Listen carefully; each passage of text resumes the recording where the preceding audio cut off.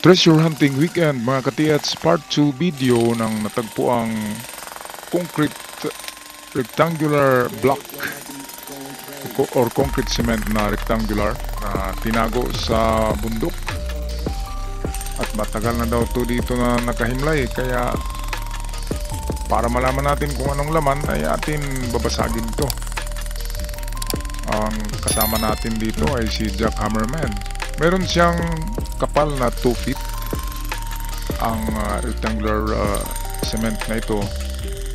Meron siyang kabilya, kaya hindi ito World War II Japanese concrete cement. Ito'y sa palagay ko mga 1980s na kapanahunan. Siguro ito yung mga remnants or mga labi ng mga giniba na mga tulay or kung ano man yan na parte ng kalsada, at itinapon, ibinoldos dito sa may kalayuan kasi ito sa highway, kaya nagtaka tayo kung bakit masyadong malayo ang pagkahulog sa kanya or pagka-bulldoze, pagtapon, o baka sadyang itinapon talaga dyan para malinis ang highway, walang sagabal doon.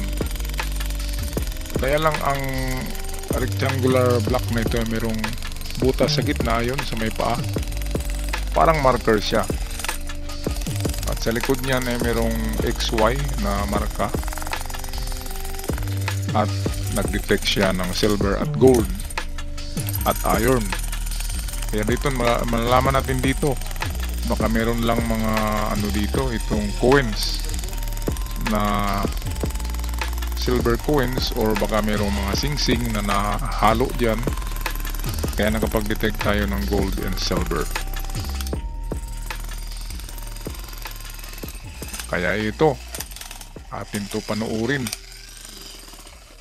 ang aktual na biyak nito or pagbasag. Kung mano-mano lang ay abutin talaga ito ng 1 linggo ng isang tao sa pagbiyak nito, pero dahil mayroong jackhammer ay mas mabilis.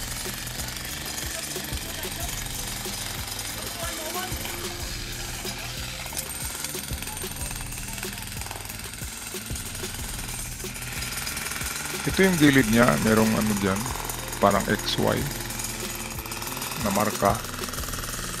At kung sana kung ito'y simento ng Hapon ay talagang may laman yan. Ngunit ito'y sabi ko na kanina, remnants or mga labi ng mga siguro mga sinirang tulay noon or pinalitan na tulay ng bago, at ito yung mga itinapon sa unahan. Ayun yung markaw. Pero dahil meron tayong narinig na mga recovery ng treasure na itinago sa mga konkreto, kaya walang mawawala kung tayo magbakasakali, mga katiyats.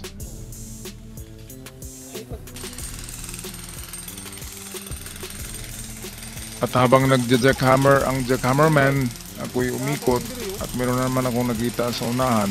Ito, square siya, parang parte ng parapet ng daan. Tinapon din dyan, ang layo-layo sa highway. Okay, meron siyang mga kabilya, kaya siguradong mag-detect ito. Ngayon, try natin to pag-detect. Baka may halong ginto ito, katulad nung nasa unahan. Itong sa unahan ay nilulumot na, pero itong isa ay di pa. Square na daan. Square na daan. Oo, kaya atin to i-detect ngayon. Tama na nautot din eh. Baka sakali. Ang mga Hapon ay meron talagang iba't ibang misteryosong pagtago ng mga item. Imaginin nyo, kahit yung paspasan ng paa sa mga lumang bahay ay meron. Kaya hindi tataka kung ang mga ganito na makikita nyo sa kabundukan ay kung basagin nyo ay baka may laman. Pero hindi lahat. Kasi meron talagang itinapon lang Pitik ka doon. na mga ganyan. Yan is square. Kasi sa gabal sa daan, kaya binuldos palayo. Okay, para hindi masakit sa mata tingnan. Okay, ito si Surigao San Jr. Tinuturuan ko ito paggamit ng detector. Baka sakali paglaki nito ay magkahilig ito sa treasure hunting. Ayan, so ang paggamit nitong mga maliliit na detector ay dapat i-swing siya, meron siyang motion. Gold din natin. Kaya tinatawag yan na motion detector. Pero yung isang malaki ko, yung Nokta, yun na hindi swing, tutok lang yun, talagang tinututok siya.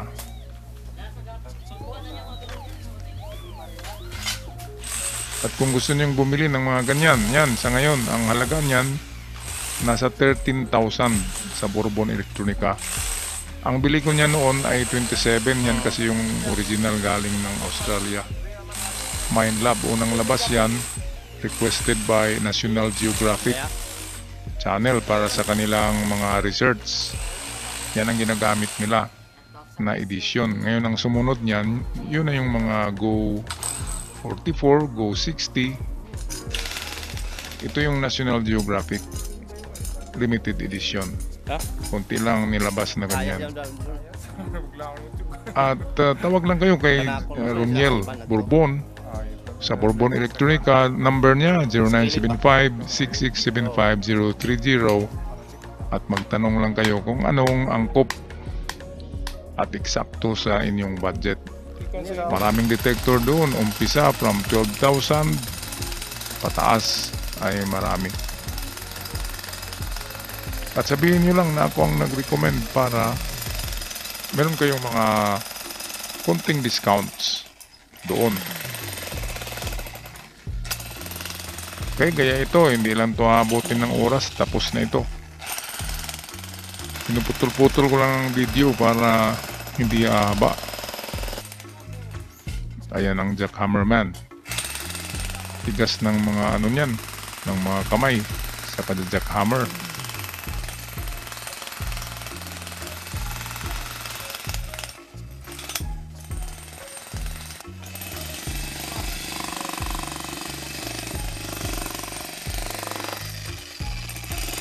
Dito ay nag-umpisa ng tumambad ang mga kabilya.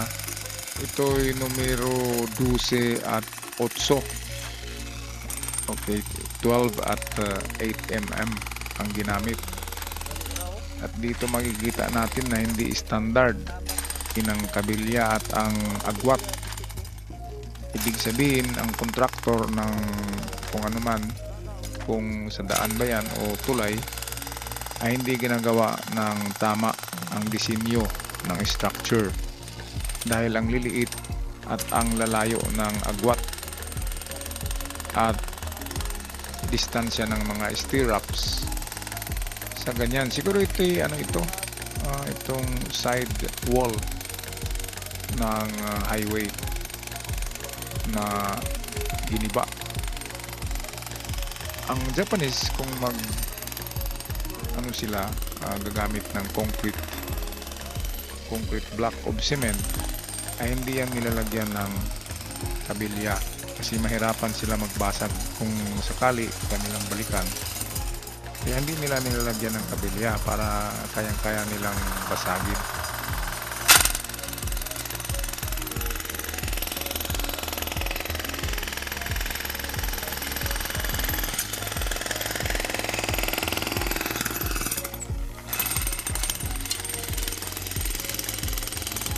Ang plano namin dito ay hatiin ito sa dalawa at pagkatapos dudurugin ang bandang gitna, ang parting gitna niyan kasi ang gitna ang nag-detect ng silver at gold, pero hindi malalaking detection. Ibig sabihin pwedeng coins, pwedeng mga singsing ang meron dyan. Okay, yan yung sinabi ko na parang may ginawang marker o sign sa gitna. Kaya square na may ganyan, hole sa gitna. Treasure under the rock, kung sa bato. Kung semento, Ang simento kasi kung makapal, pwedeng nasa loob lang talaga yan.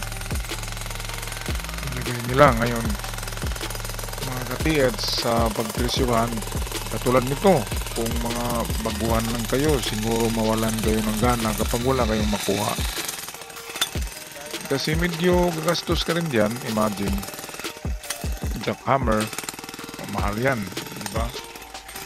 At yung pagod mo at isang araw mo na pagtrabaho dyan na walang sweldo, walang sahod, ilugi ka na kung meron kang pamilya. Pag uwi mo, wala kang may remit na pera.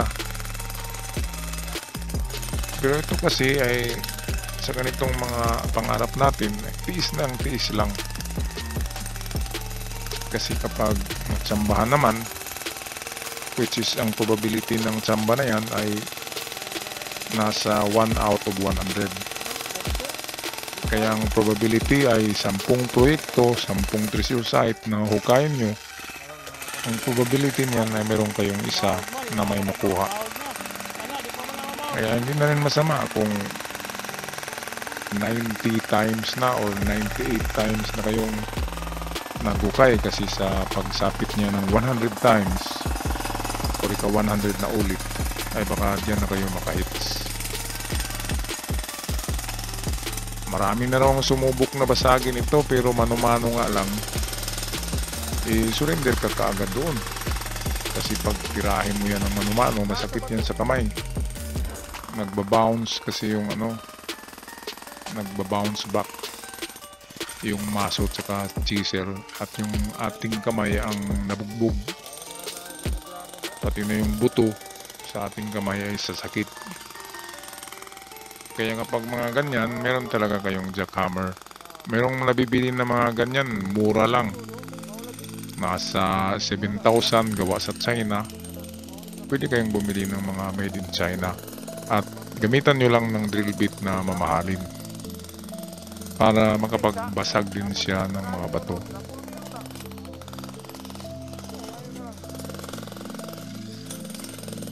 At dito ay may napansin kong isang kasama natin na yellowish or powder na kulay dilaw na kahalo sa semento, at yun ay dinetect natin at meron siyang kunting detection ng gold.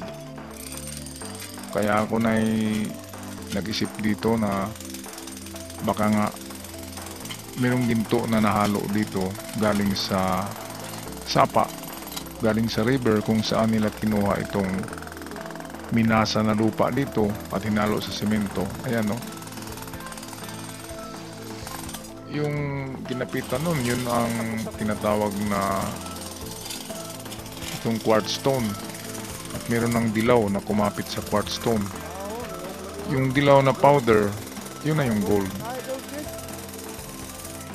Ayan, kaya ito sa estimate ko pwedeng makakuha dito ng 20 grams kung ipa-ball mill yan.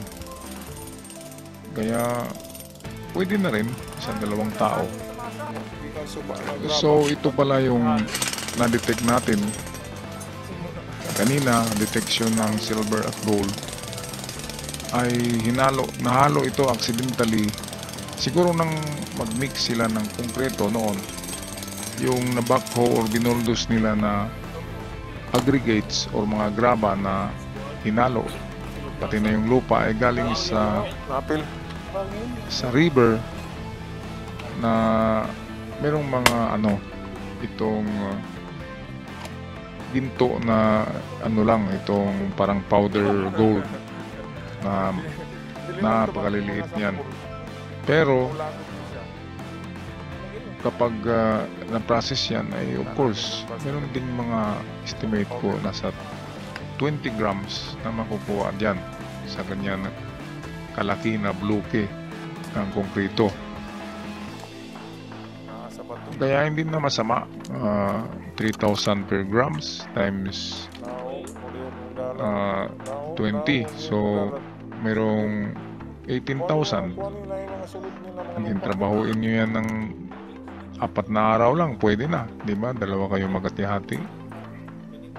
Yan lang, kaysa wala talagang makuha. Kaya okay na yan sa dalawang tao na maghati. Pero kung marami ay wala talaga. Lugi mga katiyats.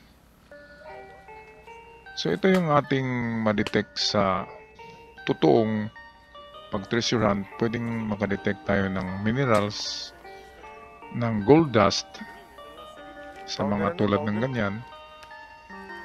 Tulad nung vlog ko nung isang araw sa Jessica Soho na malaking tipak ng bato. Meron silang nakuha doon na nasa 40 grams yata yung nakuha nila. Kaya pera na rin. Mga 100,000 yung kinita ng nag-process noon, yung tipak lang ng bato.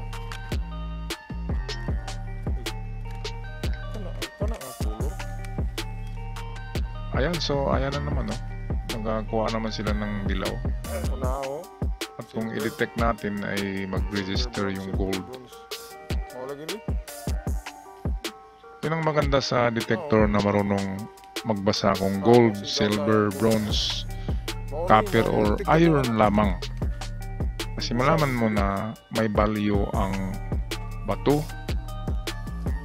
Kasi mag-register doon yung silver at gold. Ibig sabihin mamahalin.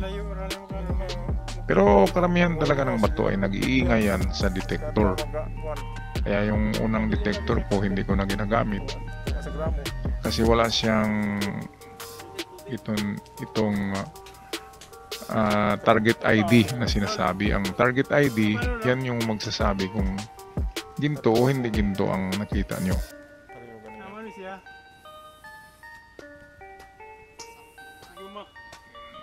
Ayan, meron pa nga siyang kasamang pyrites.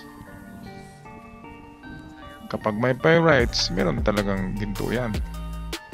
At kapag may silver, mas lalo na may ginto. Kasi magkasama yung tatlo na yan. At kapag may quartz na bato, yung kulay puti, ay meron din.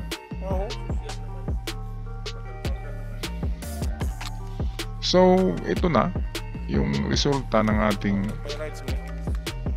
pagbiyak. Ang purpose namin dito para mawala na yung imagination ng ating mga katiyats na meron laman daw yan na gold bars. Yun lang ang pinaka-purpose natin na i-prove na walang laman, kundi merong mga kunting minerals of silver, gold, at pyrites na nakahalo dyan sa semento. Kasi galing sa ilog siguro nakuha yung aggregates dyan. Kaya hindi malayo na meron talagang naisama na gold sa paghalo sa semento.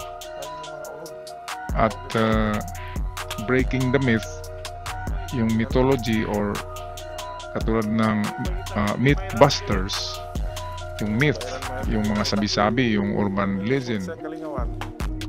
Ngayon ay malaman natin na wala talagang gold bars sa konkreto na yan.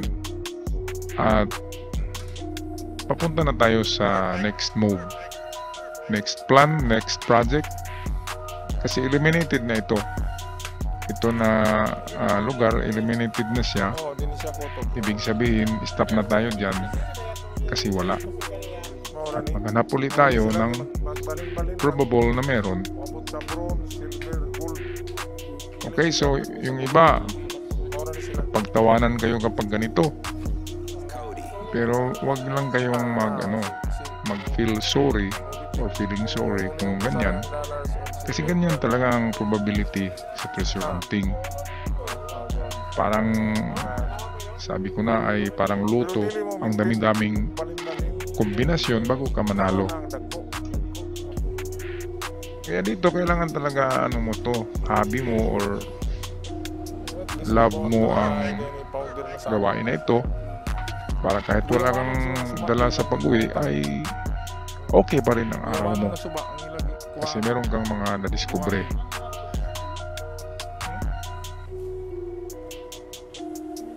Okay, so sabi ng katiyats natin dito ay i-process daw nila kahit na ilang gramo lang, basta meron lang makuha kunti. Okay, so hanggang sa muli mga katiyats. We'll see you on our next treasure hunting weekend. Paalam and God bless you all.